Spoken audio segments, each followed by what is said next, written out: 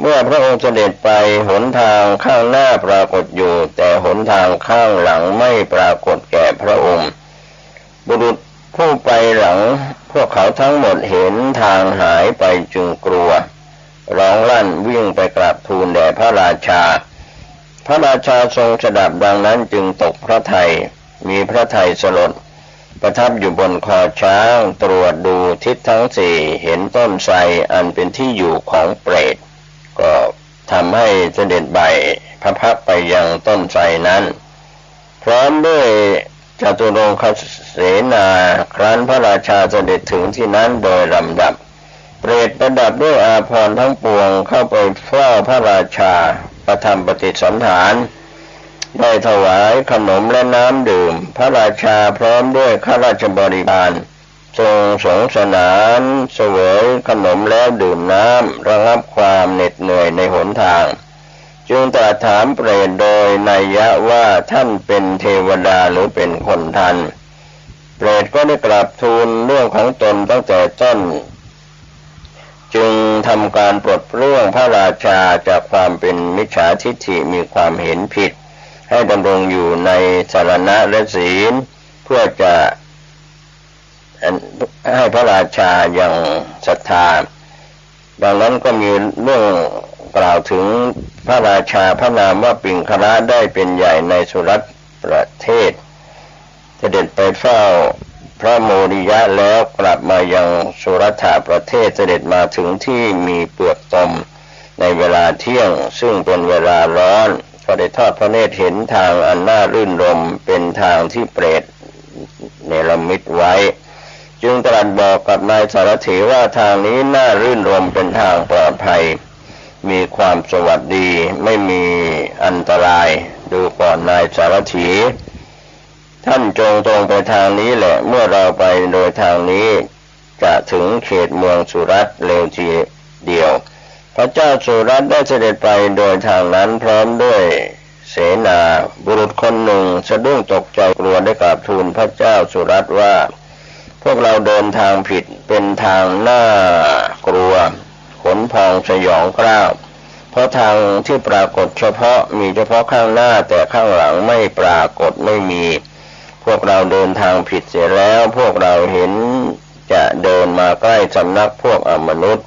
กลิ่นอมนุษย์ย่อมฟุ้งไปข้าพระองค์ได้ยินเสียงอันพิลึกน่าสะพรึงกลัวพระเจ้าสุรัตน์ทรงสะดุ้งพระทัยตรัสกับนายสารถีว่าพวกเราเดินทางผิดเสียแล้วตัวขนพองสยองกล้าวเพราะทางปรากฏเฉพาะหน้าแต่ข้างหลังไม่ปรากฏพวกเราเดินทางมาผิดพวกเราเห็นจะเดินมาใกล้สำนักพวกอมนุษย์กลิ่นอมนุษย์ย่อมฟุ้งไปเราได้ยินเสียงน่าสะพรึงกลัวแล้วเสด็จขึ้นสู่คอช้างทอดพระเนตรไปในทิศทั้งสี่ก็ได้ทรงเห็นต้นไทรต้นหนึ่งมีร่มเงาชิดสนิทดีเขียวชอุ่มดุจสีเมฆมีสีและสันฐานคล้ายเมฆจึงรับสั่งกับนายสารถีว่าป่าใหญ่เขียวชอุ่มดุจสีเมฆมีสีและสันฐานคล้ายเมฆปรากฏอยู่นั่นใช่ไหมนายสารถีกราบทูลว่าข้าแต่มหาราชนั่นเป็นต้นไทรมีร่มเงาชิดสนิทดีเขียวชอุ่มมีสีและสันฐานคล้ายเมฆก็เป็นเรื่องราวที่เราได้นำเล่าถึงนันทกะเปรตยังไม่จบลงนะครับก็เป็นอุทาหรณ์สำหรับคนที่มีความเห็นผิดในยุคอดีตก็ดีในยุคปัจจุบันหรือจะมีต่อไปในอนาคตเห็นว่าพระพุทธพระธรรมพระสงฆ์ไม่มีคุณพ่อคุณแม่ไม่มีโลกนี้โลกหน้าไม่มีคุณบิดามารดาไม่มีกรรมดีกรรมชั่วไม่มีอย่างนี้เป็นต้นโอกาสของท่านจะได้ตายไปแล้วจะโอกาสพลาดพลั้งไปเกิดเป็นสัตว์นรกเป็นเปรตเป็นอสุรกายเป็นสัตว์เดรัจฉานได้ก็ขอให้ท่านรีบเร่งให้ทานรักษาศีลเจริญภาวนากรรมฐานท่านก็จะพ้นทุกข์พ้นโศกพ้นโรคพ้นภัยพ้นอันตรายในอบายภูมิทั้งสี่เข้าถึงความเป็นมนุษย์โลกสวรรค์อินพรหมยมยักษ์ทั้งหลายสุขกายสุขใจวันนี้ระวันหน้าโดยทั่วหน้ากันสวัสดีครับขอเจริญสุขญาติโยมท่านผู้ฟังทั้งหลาย ทุกท่านทุกคนก็มาพบมาปะกันอีกเช่นเคยในรายการปกิณกะเองธรรมะสเประณทางสถานีวิทยุแห่งนี้ในวันเวลาเดียวกันนี้มาไหว้พระสวดมนต์กันก่อนนะโยมน้องเพื่อเป็นมังคละเป็นมงคลต่อชีวิต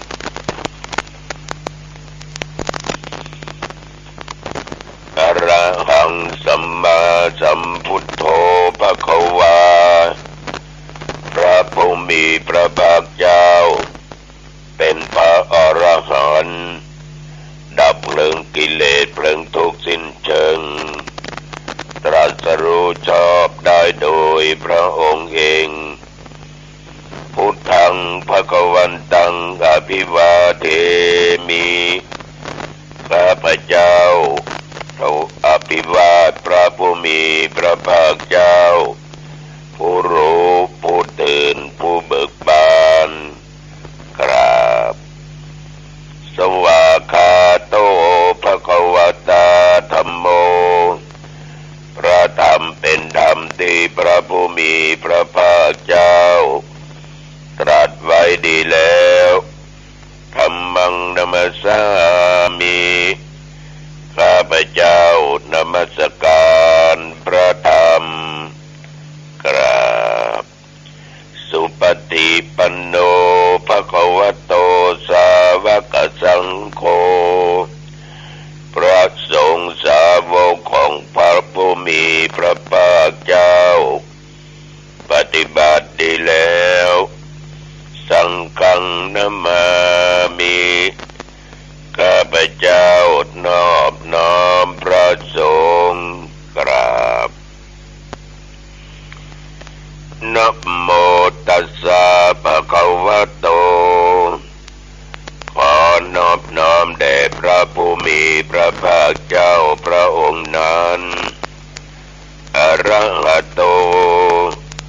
ซึ่งเป็นผู้ไกลจากกิเลสสัมมาสัมพุทธัสสะ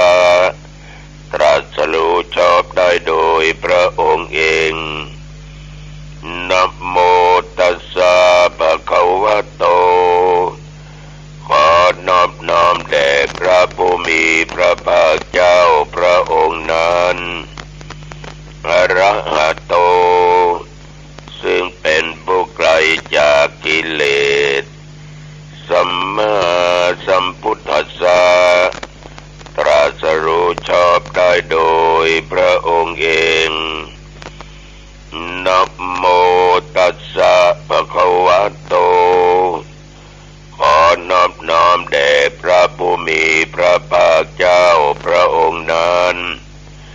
อรหัตโตซึ่งเป็นผู้ไกลจากกิเลสสัมมาสัมพุทธัสสะตรัสรู้ชอบได้โดยพระองค์เองกราบกราบกราบพุทธังสรณังคัจฉามิธัมมังสรณังคัจฉามิสังฆังสรณังคัจฉามิ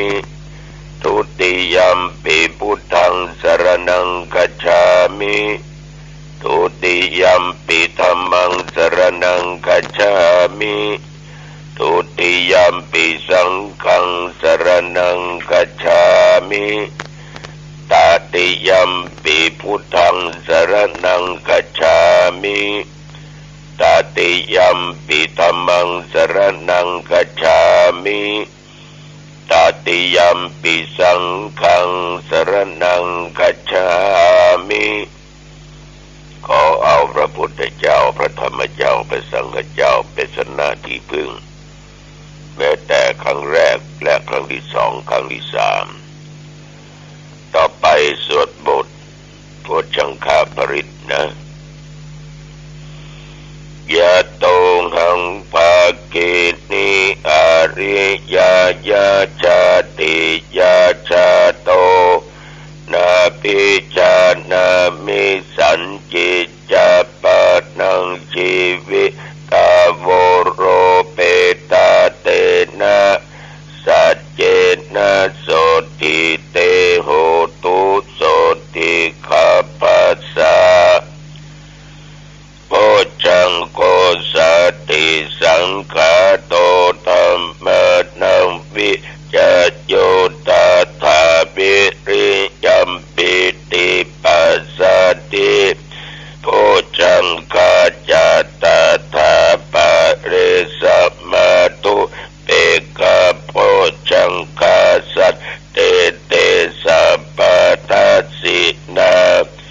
มุนินาสัมมาทัคคาตาภาวิตาภาหุลิกาตาสังวันตันติอาปิญญายะนิพพานายะจาโพธิยาเอเตนะสัจจวัชเชนะโสทิเตโหตุสัพพะทาเอกัสสมิงสัมมะเยนะโทโมกันลานัญจะกัสสปังกิลาเนตุกิเตติสาโพชังเกสัตตะเทสะญิเตจะตังอาภินันติตวโรคามุตยิงสุตังคะเนเอเตนะสัจจวัชเชนะโสทิเตโหตุสัพพะทาเอกตาธรรมราชาปิเกลัญเยนะปิปิริโตจุนทเตเลนะตัญเยวะปะนาเปตัวนาสาทารังสัมโมทิตวจาอาภาธาตัมหาวุธาสิทธานะโสเอเตนะสัจจวัชเชนะโสทิเตโหตุสัพพะทาปะอินาเตจาอาภาธาตินนันนัมปิมะเอสินังมะกะหะตะกิเตสาวะปัตตานุปติธัมมะตังเอเตนะสัจจวัชเชนะโสติเตโหตุสัพพะทาภาวะตุสัพพะมังคะลังรักขันตุสัพพะเทวตาสัพพะพุทธานุภาเวนะสัทธาโสทิภวันตุเตภาวะตุสัพพะมังคะลังรักขันตุสัพพะเทวตาสัพพะธัมมานุภาเวนะสัทธาโสทิภวันตุเตภาวะตุสัพพะมังคะลังรักขันตุสัพพะเทวตาสัพพะสังฆานุภาเวนะสัทธาโสทิภวันตุเต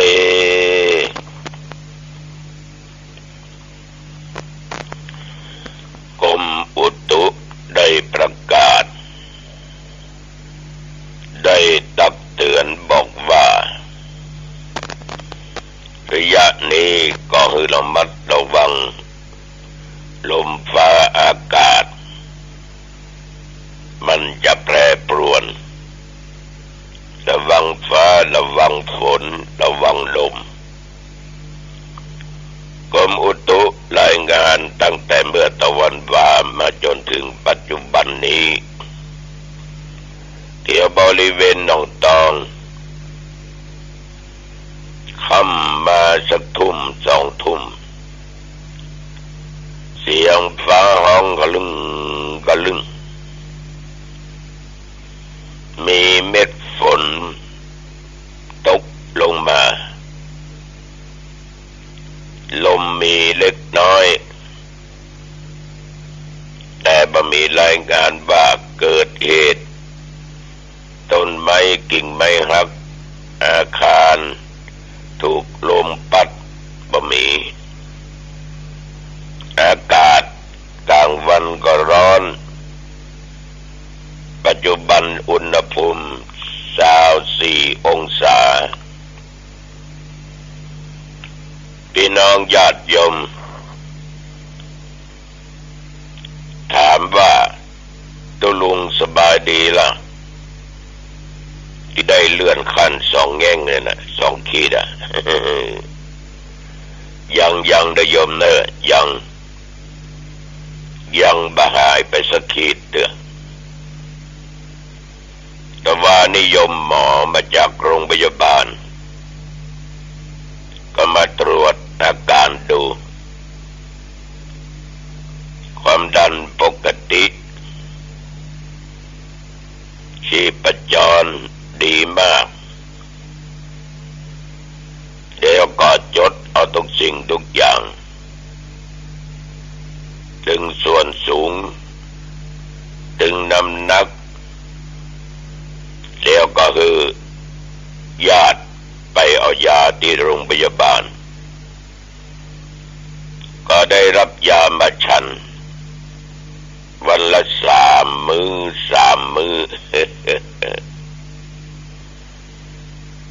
แต่ว่าเมื่อแรงก็ลองวัดดูแหมกรรมมันก็ยังมี2 ขีดอยู่เนอะมี2 ขีดอาการก็ยังไออยู่ฟ้องยังเจ็บคออยู่ฟังเสียงก็หูเนาะแต่เนื้อไข้ไม่มีปวดเมื่อยตามร่างกายดีขึ้นมา 80-90% ก็วิเคราะห์ดูโรคของตัวเองอันเนี้ยเป็นว่ากวางค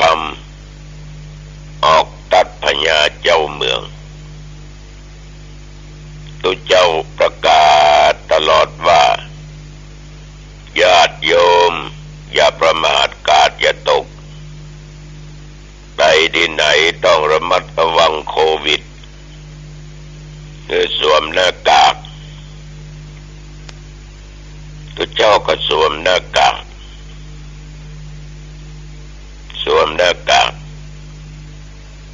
จะถอดหน้ากากก็เมื่อฉันเข้าบางครั้งไม่ได้ไปฉันนั่งฉันในรถแต่วันนั้นก็ไปนั่งฉันกับหมู่คณะแต่โรคตัวนี้มันคงสะสมมามึนเพียงแต่ไปถูกต้องเพียงแต่จับกายถูกกายกันสวัสดีกันครับผมมันก็อาจจะติดมาได้มันสะสมไว้จนปรากฏหันวันที่3 มิถุนาเป็นวันวิสาขบูชามีอาการคันเนื้อคันตัวปวดนั่นปวดนี้เจ็บหลังเจ็บเอวปวดแข้งปวดขามีอาการญาติโยมปัจจุบันนี้ยังมี2 ขีดอยู่เนอะยังมี2 ขีดแต่ตัวเจ้าก็ถือว่าเป็นเรื่องธรรมดาเรื่องเกิดเราก็เกิดมาแล้วเรื่องแก่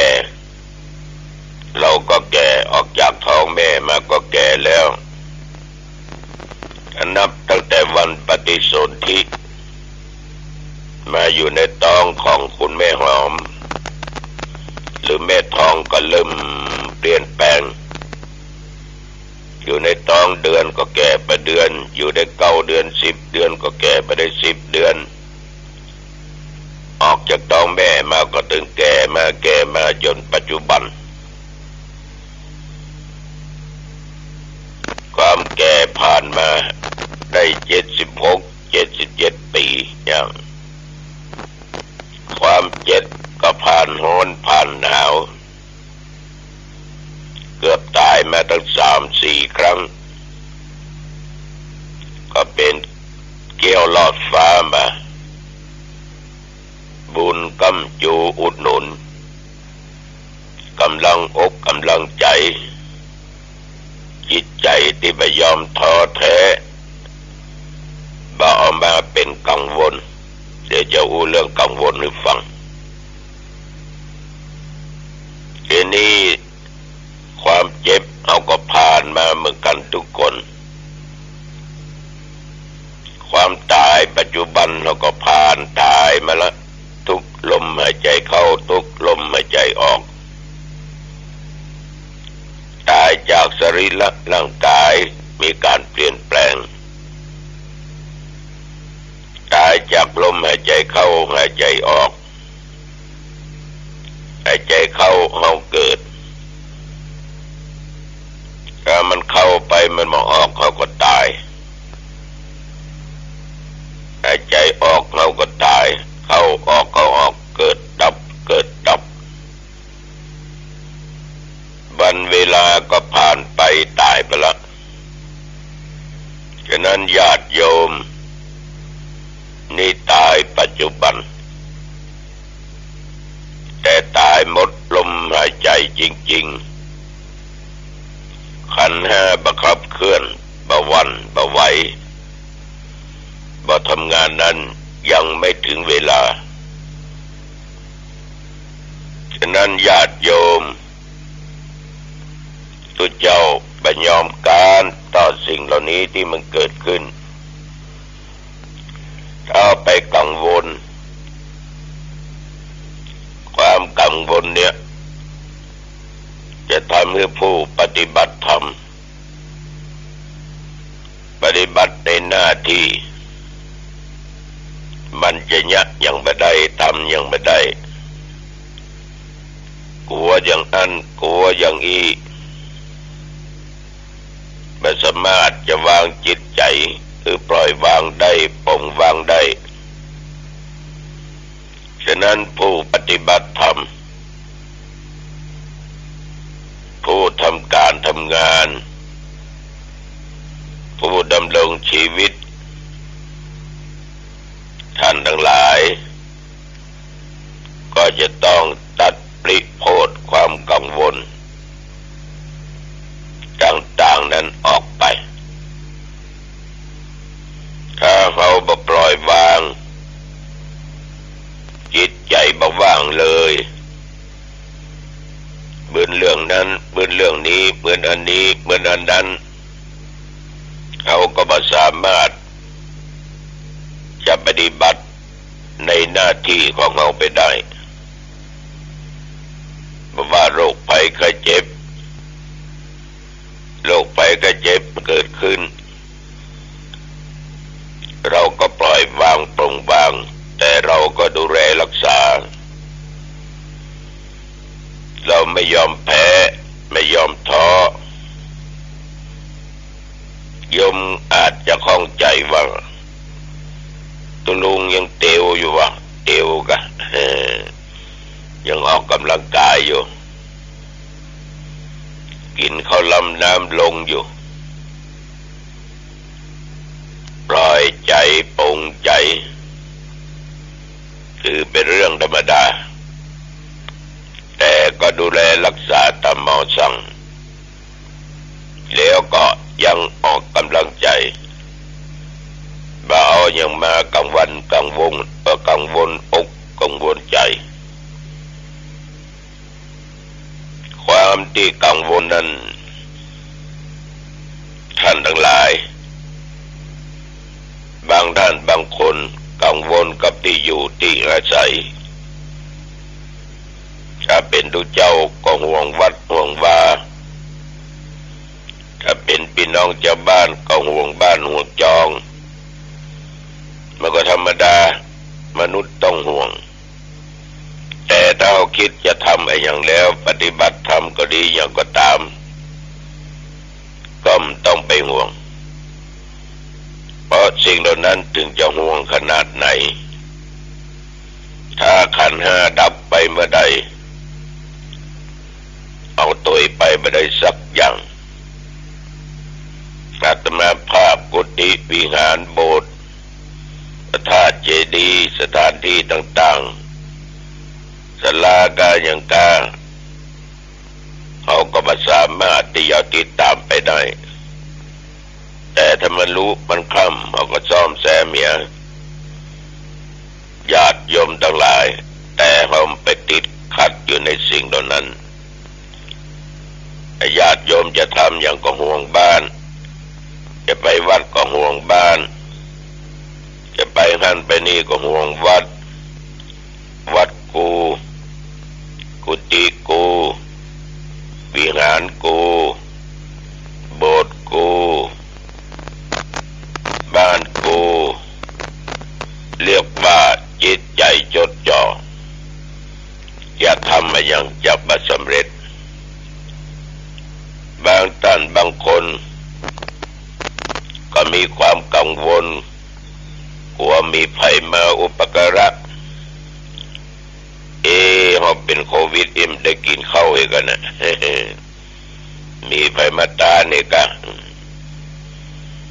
มันยังมีคนมาตานอยู่ญาติโยมโทรมาหลวงพ่ออยากฉันยังเดี๋ยวจะซื้อปฐมวายเข้าใกล้มาได้เนอะอันตรายนะมันก็ยังมากันอยู่บางท่านบางคนยังมาให้มาหอมสตางค์ช่วยซื้อเครื่องมือการแพทย์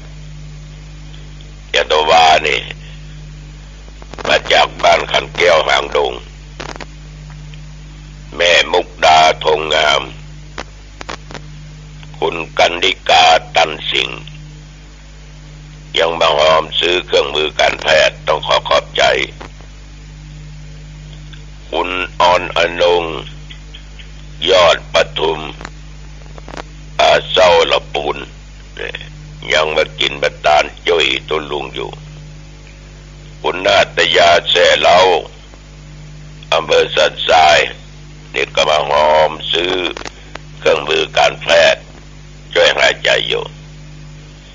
ไม่ต้องห่วงว่ามีภัยอุปการะ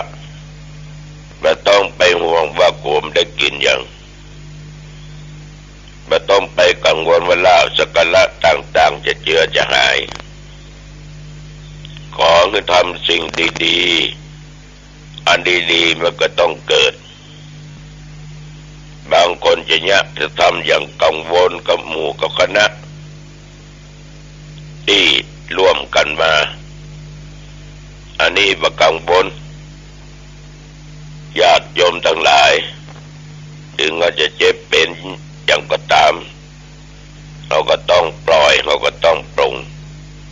ทุกชิดลูกหาเราจะไปที่ไหนไปจะไปที่ไหนหมดก็มีใครดูแลก็มันดึงพอมันอยู่ไกลพอหรอกแล้วก็ไม่ได้กังวลเรื่องการก่อสร้างยิ่งเวลาเราเจ็บไข้ได้ป่วยนี่เมื่อใดสถานที่ศึกษาธรรมปฏิบัติธรรมจะแล้วเมื่อใดสตางค์จะได้นักครบซื้อเครื่องมือการแพทย์เครื่องช่วยหายใจไม่ต้องไปกังวลถ้าเราจะเดินแล้วต้องเดินต่อไปในที่สุดมันต้องสำเร็จถ้าไปกังวลก็จะทำให้ทุกข์ใจอย่าไปกังวลด้วยอาการเจ็บป่วยเอาเจ็บเอาก็ต้องรักษาจะหายหรือบ่หายจะไปกังวลรักษามันถึงหายถ้ามันบ่หายมันก็ตายมันก็มีสองกรรม หายแซ่บหายซอยญาติโยมมันถึงหายจะไปกังวลมันจะไป ไปท้อแท้มันจะไปตกอยู่ใต้อำนาจมันเพราะในสรีระร่างกายขันธ์ห้าเนี่ยเอาอยู่กับมันมาหมื่นละมันก็ต้องมีอย่างเกิดขึ้นมันผิดปกติเอาก็รักษาเหี้ยโควิดก็โควิดนะรักษาเหี้ยแต่จะไปประมาทฉะนั้นญาติโยมบางตอนบางคนกังวลอย่างจะมาออกรายการปกิณกะต้องไหว้พระสวดมนต์ก็เสียงมันยังออกอยู่หรอกเสียงมันยังใจได้ฟังได้ต้องไหว้พระสวดมนต์ต้องศึกษาเอาจะประยุทธ์ถ้ามันออกมาได้ก็หยุดญาติโยมการศึกษาบางคนก็กังวลไม่ต้องไปกังวลบางตนบางองค์บางท่านมีแต่ความกังวลเลยทำให้ยังไม่สำเร็จฉะนั้นญาติโยมเรื่องความกังวลวินักก็จึงขอฝากกับญาติกับโยมตัวเมื่อจะทำอันยังคือตั้งอกตั้งใจทำแล้วทุกอย่างก็จะสำเร็จผลแต่มาอย่ามาหายเด้อเนอะโยมก็ไม่ต้องกังวลเนอะ ยังมาหายเตือแต่ไม่ต้องกังวลระยะนี้ก็ต้องอยู่ห่างๆกันนะมาเข้าใกล้ถ้าใครจะมาก็อยู่นอกห้องบุญ เอาละวันนี้อู้จาไปมาเป็นเวลาพอสมควรเนาะอายุปันโดสุขังพลังจงบังเกิดมีแก่ตัวข้าพเจ้าและญาติโยมท่านผู้ฟังทุกท่านทุกคนเจริญพรพบกันใหม่โอกาสหน้าหายใจออกก็รู้จิตมันตื่นต่อความดีเท้าขวาย่างก็รู้เท้าซ้ายย่างก็รู้นี่แหละจิตตื่นต่อความดีรู้แต่กิริยาอาการมือขวาจับวัตถุสิ่งของใดๆก็รู้มือซ้ายจับวัสดุคลุภัณฑ์ใดๆก็รู้นี่แหละคือจิตมันตื่นต่อความดีเมื่อจิตรู้หน้าที่จิตนั้นก็ได้ทำหน้าที่สมบูรณ์แบบหน้าที่ของจิตกำหนดรู้อริยบทต่างๆตื่นมาก็รู้ว่าตื่นมาแล้วก็รู้ว่าจะไหว้พระสวดมนต์นั่งสมาธิตื่นมาก็รู้ว่าตื่นกำลังทำความสะอาดกำลังกินข้าวกินก็รู้นอนก็รู้นั่งก็รู้ว่าสิ่งเหล่านี้เป็นธรรมชาติของร่างกายเมื่อจิตเกิดปัญญาจิตจึงจะเข้าถึงจิตจึงเข้าถึงธรรมชาติของร่างกายจิตจึงเห็นความจริงของร่างกายว่ามันเป็นธรรมชาติก็หมายถึงคนทุกคนเป็นเช่นนี้เสมอเหมือนกันหมด